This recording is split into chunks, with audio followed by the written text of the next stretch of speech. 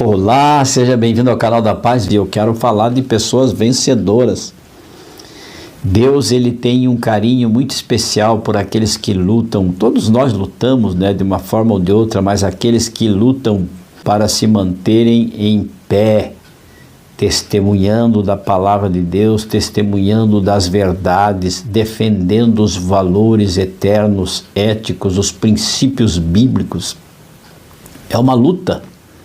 Este mundo é uma luta, nós lutamos, Nós não lutamos, diz a palavra de Deus, que a nossa luta não é contra o sangue e nem contra as pessoas, mas contra as potestades que estão nas regiões celestiais.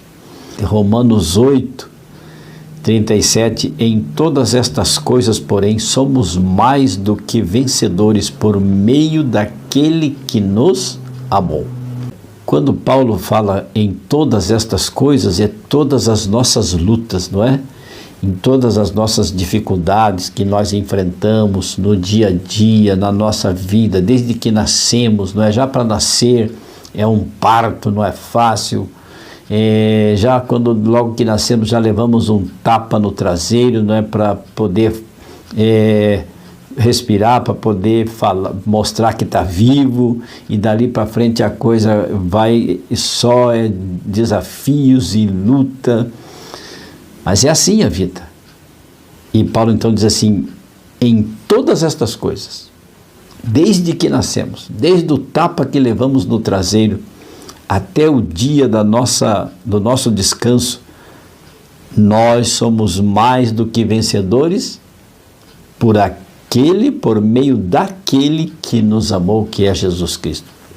Porque São João 3,16 diz assim: Deus amou o mundo de tal maneira que deu seu Filho único para todo aquele que nele crê, não pereça, mas tenha a vida eterna. Deus nos amou. Então nós somos vencedores por meio daquele que nos amou. No livro do Apocalipse, os capítulos 2 e 3, Deus enumera os vencedores de todas as igrejas, de todas as épocas. Desde que começaram a existir igrejas, A igreja de Éfeso, depois a igreja de Esmirna, a igreja de Pérgamo, de Tiatira, eram cidades da época de João. Depois a igreja de Sardes, a igreja de Filadélfia, e para todas elas João escreve dizendo assim: ao vencedor. Olha só, para a igreja de Éfeso ele diz assim: ao vencedor dar-lhe-ei que se alimente da árvore da vida. Para a igreja de Esmirna, João diz assim: ao vencedor de nenhum modo sofrerá o dano da segunda morte, ou seja, viverá eternamente. Para a igreja de Pérgamo, ele escreveu dizendo: ao vencedor dar-lhe-ei do maná escondido. O maná, o alimento do povo de Israel lá no deserto.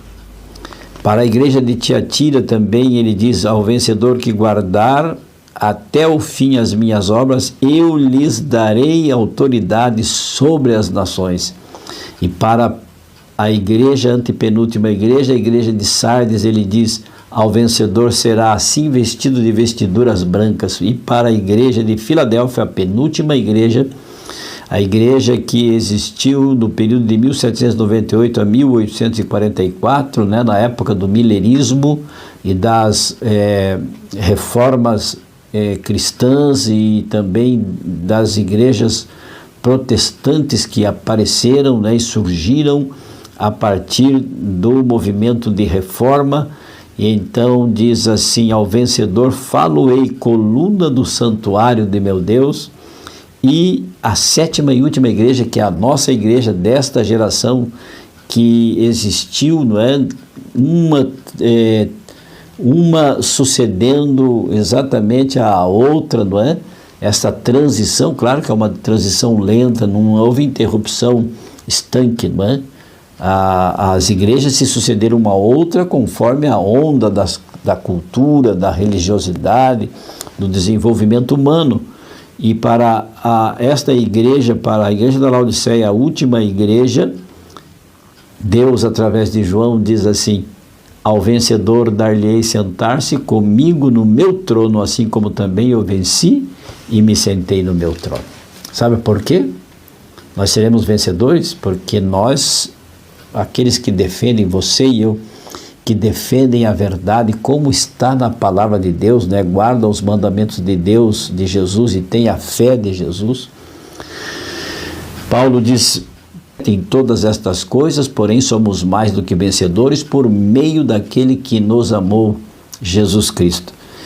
E o verso 38, para terminar, diz: porque eu estou bem certo, diz Paulo, que nem a morte, nem a vida, nem os anjos, nem os principados, nem as coisas do presente, nem as do porvir, nem os poderes, nem a altura, nem a profundidade, nem qualquer outra criatura poderá separar-nos do amor de Deus que está em Cristo Jesus, o nosso Senhor.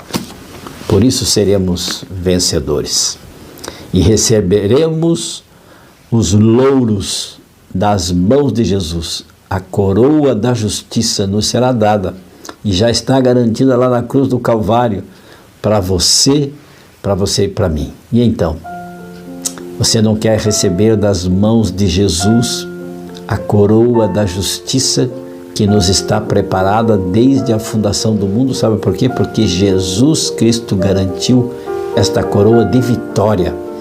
A coroa representa poder, representa vitória por meio daquele que nos amou, que é Jesus Cristo. Pense nisso, porque Jesus estará na linha de chegada esperando a você e a mim.